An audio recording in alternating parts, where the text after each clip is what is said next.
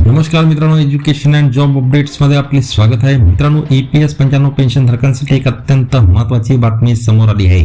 किमान पेन्शन 7,500 रुपये आणि त्यासोबतच DA मिळावा अशी मागणी गेल्या अनेक दिवसांपासून केली जात आहे आणि आता या मागणी संदर्भात महाराष्ट्रातून ही महत्त्वाची घडामोड समोर आली आहे. महाराष्ट्राच्या श्रममंत्र्यांनी केंद्रीय श्रममंत्री मनसुख मांडविया यांच्याकडे EPS 95 पेन्शन धारकांच्या मागण्यांबाबत शिफारस केल्याची माहिती समोर आली आहे. आता सर्वात महत्त्वाचा प्रश्न मित्रांनो, EPS 95 पेन्शन 7,500 होणार का? DA चा लाभ मिळणार का? आणि याबाबत सरकारचा पुढील निर्णय काय असणार? चला जाणून घेऊया.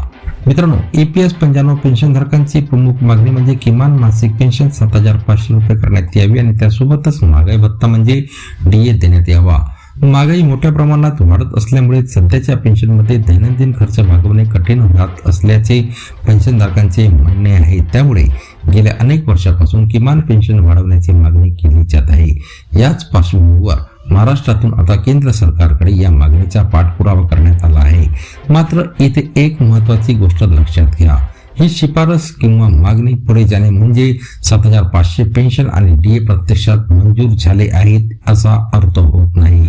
यासाठी केंद्र सरकारकडून अधिकृत निर्णय, आदेश किंवा अधिसूचना जारी होणे आवश्यक आहे. त्यामुळे सोशल मीडियावर फिरणाऱ्या 7,500 पेन्शन आजपासून लागू किंवा DA मंजूर अशा बातम्यांवर लगेच विश्वास ठेवू नका. अधिकृत निर्णय आल्यानंतरच पेन्शनमध्ये प्रत्यक्ष किती वाढ होणार, DA कधीपासून मिळणार आणि त्याचा लाभ कोणाला मिळणार हे स्पष्ट होईल. आता EPS 95 पेन्शन धारकांचे लक्ष केंद्र सरकारच्या पुढील निर्णयाकडे लागले आहे.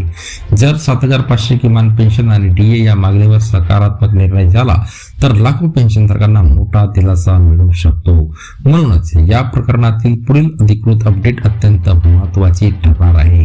तुम्हाला EPS 95 ची किमान पेन्शन 7,500 आणि DA मिळायला हवा असे वाटते का? अशाच प्रकारच्या पेन्शन, PF, DA, सरकारी कर्मचारी आणि सरकारच्या महत्त्वाच्या निर्णयांच्या ताज्या अपडेटसाठी एज्युकेशनल अँड जॉब अपडेट्स चॅनलला सबस्क्राईब करा आणि बेल आयकॉन दाबायला विसरू नका. धन्यवाद.